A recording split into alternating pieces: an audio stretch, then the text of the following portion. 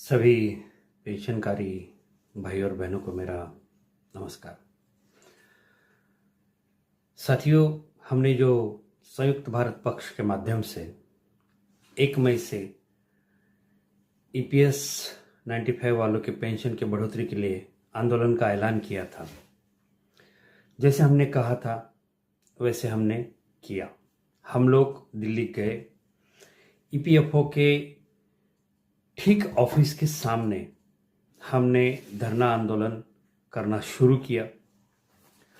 लेकिन ईपीएस वालों का ये जो मुद्दा है, ये लोग खुद उसमें कोऑपरेट नहीं करते। 1 मई को केवल 60 लोग आए थे, 60, ओनली 60। 3 बजे तक रुके, वो भी यहाँ वहाँ गुट करके खड़े रहे, बातें करते रहे, ठीक से बैठते नहीं है, कोई डिसिप्लिन नहीं है, कोई ढंग नहीं है, बस बच्चों जैसी हरकतें करते थे, निकल गए। दूसरे दिन, पहले दिन जो 60 लोग आए उसमें से 2 लोग आए, बाकी के जो लोग थे 58 वो गायब हो गए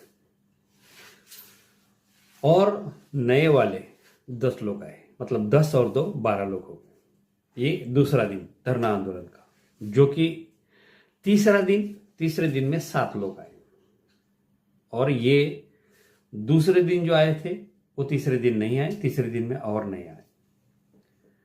इस तरह से अगर धरना आंदोलन दिया जाएगा तो कौन सी सरकार झुकेगी? और हम संयुक्त भारत पक्ष के लोग, हम वहां डटकर बैठे, लेकिन आप लोग रुकने के लिए तैयार ही नहीं हो। लोकल दिल्ली में 1 लाख पेंशनकारी है, लेकिन आने वालों की तादाद 2 या 3। वहां से हरियाणा नजदीक पड़ता है, यूपी नजदीक पड़ता है, पंजाब नजदीक पड़ता है, लेकिन उसके बावजूद कोई नहीं आया। और बात नजदीक की है ही नहीं। जब हम मुंबई से 1500 किलोमीटर दूर दिल्ली आ सकते हैं आपके लिए, हम तो पेंशनकारी नहीं है, पेंशन बढ़कर मिलती है तो हमें उसका कोई फायदा नहीं होगा, फायदा होगा तो आपको होगा। हम 1500 किलोमीटर आ सकते हैं तो क्या आप लोग नहीं आ सकते? अब आप लोग कहोगे कि भाई हम बूढ़े हैं, हमें कई बीमारियां हुई है। मैंने देखा जो लोग आए थे, 60 लोग जो आए थे, या उसके बाद जो 12 और 7 आए थे, इतने भी कोई, मतलब सभी के सभी बूढ़े नहीं है, बहुत अच्छे खासे जो साल भर भी आंदोलन में धरना दे सकते हैं। और मैं खुद 57 ईयर का हूं। मैं अगर जा सकता हूं तो क्या मेरे एज के या मेरे से थोड़े छोटे और थोड़े बड़े ये लोग नहीं आ सकते? हमारे साथ में हमारी पार्टी के लोग 60 साल के थे, 62 ईयर ओल्ड थे, लेकिन आप नहीं आ सकते। मुद्दा आपका है लेकिन आप नहीं आ सकते। आपको आदत हो गई है, घर से फोन करो, पूछो साहब क्या हो गया, बढ़ा क्या पेंशन? बढ़ना चाहिए, आप कुछ करो। क्या करेंगे हम? दिल्ली में 500 रुपए पर डे पर हम क्या लोगों को जबरदस्ती उठाकर ला के धरने पे बिठाएंगे जो ईपीएस वाले नहीं है? मजदूरों को घर से पैसा दे दे के उनको बिठा के आंदोलन करेंगे? क्या करेंगे? क्या करें आपके लिए बताइए? आपको आंदोलन में हिस्सा लेना नहीं है, 1 रुपया खर्च करना नहीं है, अपने शरीर को तकलीफ देना नहीं है, आपको धूप नहीं चाहिए, सफर नहीं चाहिए, और क्रांति होनी चाहिए, आपको पेंशन बढ़ाकर बढ़नी चाहिए। तो पेंशन बढ़ाकर कैसे मिलेगी? इस तरह से घर में बैठोगे तो पेंशन बढ़ाकर कहां से मिलेगी? कैसे सरकार झुकेगी? क्यों देगी आपको? हमने जो कदम उठाया था बहुत सही कदम था। ठीक ईपीएफओ के सामने आंदोलन करते तो हमारी बातें, हमारी जज्बात, हमारी मांगे तीसरे दिन केंद्र सरकार तक पहुंच जाती। अगर 50 लोग भी आंदोलन में हिस्सा लेना, 1 महीने के अंदर 65 लाख पेंशनकारियों को पेंशन बढ़ाकर मिलेगा। लेकिन नहीं, आप लोग तो आते नहीं हो, आप बटे हुए हो। मैं ये इनकार नहीं करता कि कुछ लोग बूढ़े हैं और कुछ बीमार हैं, मैं इनसे इनकार नहीं करता हूं, लेकिन बहुत अच्छे हैं। बाकी जो बचे हैं वो भी बहुत अच्छे हैं और काफी है। 60 लाख में से 1% लोग भी आ जाए तो 60,000 हो जाते, कम नहीं है। लेकिन आप लोग बटे हुए हो, संगठनों में, अलग अलग संगठनों में बटे हुए हैं, और आपको ठीक से अगर कोई बात करता है, टू द पॉइंट बात करता है, टू द पॉइंट लड़ता है, वो नहीं चलेगा। आपको सपने दिखा दिखा के गुमराह करने वाले लोग बहुत पसंद आते हैं। मुझे बताइए, आपने जिनकी 100-100 200 रुपए की पावती आप तक जिंदगी भर फाड़ी है, वही लोग सीबीटी में क्या कर रहे हैं? वहां पे बैठ के चाय पानी ले रहे हैं? क्या कर रहे हैं आपके लिए? सीबीटी में कौन है? सारे जो यूनियन हैं उनका एक एक मेंबर सीबीटी में है। इन्हीं जो यूनियन है अभी वर्कर फील्ड में, यही तो सब है। सीबीटी में बैठ के क्या करते हैं? कुछ भी नहीं करते। वर्करों के हक बेचते हैं, बेईमानियां करते हैं, और क्या करते हैं? क्यों नहीं किसी ने आवाज उठाई? किसी यूनियन के जो सीबीटी में मेंबर है, किसने भी क्यों नहीं आवाज उठाई कि ईपीएस वालों को पेंशन बढ़ाकर मिलनी चाहिए? सारे के सारे गूंगे बहरे हैं, कोई कुछ नहीं कहता। बाकी रही अब काम करने वाली जो संगठनाएं हैं, या अब भी आप किसी संगठना के अंडर काम रुक रहे हो, मजबूर हो, उन संगठनाओं से पूछिए कि भैया ईपीएफओ के सामने कब आंदोलन करते हैं? कौन से संगठन के नेता में दम है, जो अभी के हो या पहले के हो, जितने वर्कर क्षेत्र में है या यूपीएस 95 के पेंशन कार्यों के लिए काम कर रहे हैं, पेंशन बढ़ाने के लिए बड़ी बड़ी संगठनाएं बना के रखे हैं, किस में दम है बताइए, जो ईपीएफओ के सामने आंदोलन करके दिखाए। मेरा चैलेंज है, कोई भी संगठन का नेता ऐलान कर दे कि ईपीएफओ के सामने हम बैठकर धरना आंदोलन देंगे, तारीख डिक्लेयर करें। कोई नहीं बैठ सकता।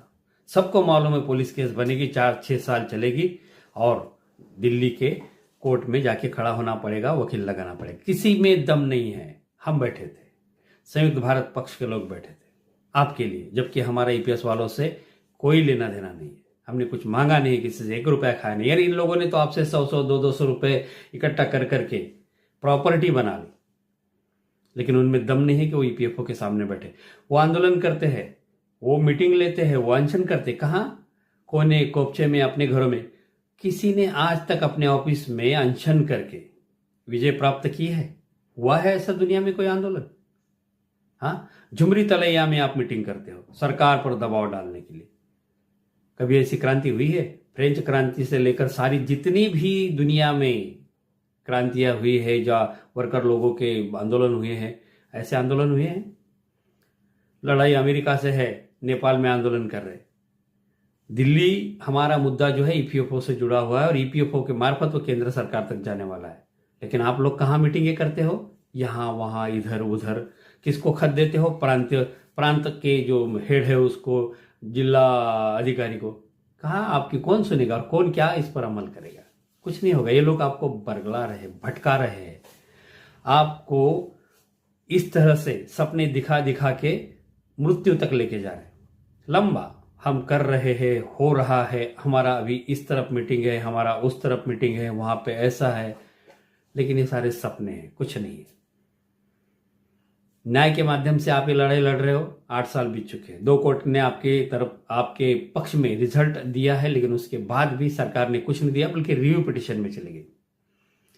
इसका एक ही मतलब है कि प्रधानमंत्री जी ने कितना भी हाँ कहा हो, लेकिन दूसरी तरफ केंद्र सरकार अगर रिव्यू पिटिशन डालती है तो उनके हाँ कहने का कोई मतलब नहीं निकलता। अब सुप्रीम कोर्ट में 4-4, 6-6 महीने की एक तारीख होते जा रही है। आपका बुढ़ापा रुका है, आपकी जिंदगी रुकी है, आप तो दिन ब दिन बूढ़े होते जा रहे हो।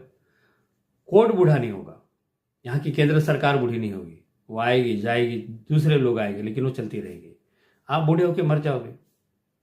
आप जिस न्याय व्यवस्था से इस मुद्दे को सॉल्व करने की कोशिश कर रहे हो, वो कितना लंबा चलेगा? मुझे नहीं लगता आप में से कोई जिंदा बचेगा उनका रिजल्ट देखने के लिए। अगर बढ़ाकर भी मिलते तो आपको कौन सा फायदा होगा? जब जी रहे हो तो कुछ मिल नहीं रहा, मरोगे तो मरने के बाद क्या फायदा उसका?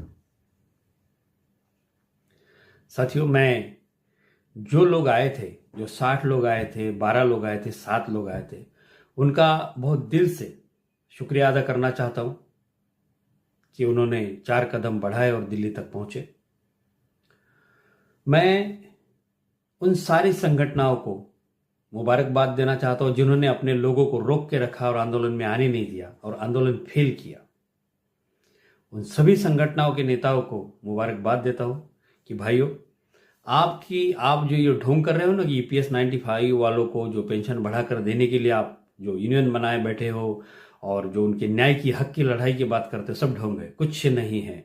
अगर आपको इनको पेंशन ही बढ़ाकर देनी होती तो आप हमारे कंधे से कंधा लगा कर बैठती। अरे छोड़िए ना, श्रेय की बात छोड़िए, श्रेय हमको नहीं चाहिए, हमको ना आपका वोट चाहिए, ना आपको हम आपको पार्टी के मेंबर बनाना चाहिए, हमको कुछ नहीं चाहिए। लेकिन आप अगर पेंशनकारी के हित की बात करते हो तो आपने श्रेय का नाम कहां से आया कि श्रेय हमको नहीं मिलेगा, श्रेय उनको चला जाएगा? श्रेय के लिए लड़ाई लड़ रहे हो आप, या पेंशनकारियों को पेंशन बढ़ाकर देने के लिए? 1 से 2 भले, कहावत है। आपके साथ हम भी थे, आकर बैठिए। लेकिन आप में वो दम नहीं है और आपको किसी को पेंशन बढ़ाकर देनी ही नहीं है। कई तो एजेंट है आप लोगों के बीच में जो सरकार ने नियुक्त किए हैं कि इनको लंबा खींचो, इनको सपने दिखाओ, झुमरी तलैया लेके जाओ, लखनऊ लेके जाओ, यहां लेके जाओ, वहां लेके जाओ, वहां मीटिंगें करो। कहां से आता है भाई इतनी बड़ी बड़ी मीटिंगें, 4-4 दिन के अधिवेशन करने के लिए पैसा कहां से आता है? कौन देता है? या तो आप, या तो ये जो सरकार के एजेंट बैठे बनकर बैठे उनसे मिलता है। मैं चैलेंज करता हूं सारे यूनियन को जिन्होंने आपसे जिंदगी भर 100-100, 200-200 रुपए की पावतियां फाड़ी है, उन सारी यूनियन को जो अभी अभी एक यूनियन बनी है खाली पेंशनकारियों के लिए, उसको भी ईपीएफओ के सामने बैठकर पेंशन बढ़ोतरी के लिए आंदोलन करके दिखाए। अरे 4 दिन तो बैठ के दिखाए, देखे तो सही आप में कितना दम है। एक में भी दम नहीं है। हम बैठे थे, हम, और ये मुद्दा अभी हमने छोड़ा नहीं है। ये मुद्दा हम लोग और 4 महीने के बाद लड़ेंगे। लेकिन आज के बाद जिसको आंदोलन में हिस्सा लेना है वही लोग मुझे फोन करें, और जिनको घर में बैठ के इंक्वायरी करनी है वो इनके भरोसे रहे जो आपको सपने दिखाते हैं। हमें क्रांतिकारी चाहिए। घर में बैठकर आंदोलन छेड़ते ऐसे स्वार्थी लोग नहीं चाहिए। जो घर में बैठकर फोन करके क्या हुआ पूछते ऐसे लोग नहीं चाहिए। आप सचमुच बूढ़े हो, बीमार हो, कोई बात नहीं, आप घर पर रहिए। लेकिन हट्टे कट्टे हो, अच्छे खासे हो, पैसा भी है, फिर भी आप घर में बैठे हो, चलो लोग कर रहे हैं। क्रांति ऐसी नहीं होती। आपको लगता है कि भाई पड़ोस वाला क्रांति करे और आपको फायदा मिले, ऐसी क्रांति नहीं होती है। अगर मैं आपका मुद्दा लड़ूंगा और सिर्फ हम लोग आपको पेंशन बढ़ाकर दिखाएंगे। लेकिन मुझे उन लोगों की जरूरत है जो सचमुच दिल से चाहते कि हमारा भी पेंशन बढ़े और हमारे साथ लोगों का भी पेंशन बढ़े। उनको आंदोलन में आना होगा। ये सरकार जो है एक ही चीज से डरती है, आंदोलन से डरती है। बाकी कोर्ट के माध्यम से आपकी विजय कभी नहीं होगी। कोर्ट कौन चलाता है, कोर्ट में कौन लोग बैठे हैं, कोर्ट के ऊपर किसका अधिकार चलता है, निर्णय कैसे होते हैं, ये इसके बारे में मैं कुछ नहीं कहूंगा। आप सब समझते हो और आप भी जानते हो। अगर इस मुद्दे को सॉल्व करना है तो धरना आंदोलन के अलावा और कोई रास्ता नहीं है, और वो सिर्फ हम कर सकते हैं या करके दिखाए कोई। आज के बाद अगर आप चाहते हो कि ये पेंशन बढ़ोतरी की जंग जारी रहे और जीते, तो मुझे वही लोग को कॉल करें जिनको आंदोलन में हिस्सा लेना है। निकम्मे घर बैठे लोग जो है ना, वो बिल्कुल कॉल ना करें। मुझे और भी काम होते हैं। मैं ये लड़ाई आपके लिए लड़ूंगा। मुझ पर चाहे 1 केस बने, 2 बने, 4 केस बने, मुझे चाहे जेल हो जाए, अंदर रहना पड़े, मुझे उसकी कोई परवाह नहीं है। मैं उसकी फिक्र नहीं करता हूं। अब भी हम लोग आए थे तो इन चीजों से डरने के लिए नहीं आए थे। हम लड़ सकते हैं। पार्टी बनी है लड़ने के लिए बनी है, अन्याय के खिलाफ लड़ने के लिए ही पार्टी बनी है। हम लोग आपके लिए जरूर लड़ेंगे। लेकिन अगर संख्या बनी तो, आंदोलन में हिस्सा लेने वालों की संख्या बनी तो हम लोग जरूर आंदोलन छेड़ेंगे। लेकिन इस तरह से नहीं, घर में बैठकर नहीं आंदोलन होगा। घर में अनशन करके कुछ नहीं मिलेगा, ऑफिस में अनशन करके कुछ नहीं मिलेगा, इधर उधर मीटिंगें करके कुछ नहीं मिलेगा। वही फोन करे मुझे जिसको आंदोलन में हिस्सा लेना है। अगर स्ट्रेंथ बनी तो हम लोग जरूर लड़ेंगे। आपको मैं लड़ाऊंगा नहीं, आपको सामने नहीं रखूंगा, हम सामने रहेंगे। हमने वहां जाकर 3 दिन धरने पे बैठकर हमने दिखा दिया कि हम कर सकते हैं, हम बैठ सकते हैं, हम लड़ सकते हैं। आपके किसी नेता में वो दम नहीं है, अभी तक उसने कभी ऐसा किया नहीं है। तो साथियों, आज के बाद मुझे इंक्वायरी करने के लिए फोन ना करिए। फोन करके ये बताइए कि सर जी 4 महीने के बाद जो आंदोलन होगा उसमें हम हिस्सा लेंगे और हमारे शहर से इतने लोग आएंगे। इस तरह का कुछ आपके पास हो, ऐसा जज्बा हो तो ही मुझे कॉल करें, वरना मुझे कॉल ना करें। बहुत बहुत शुक्रिया। धन्यवाद।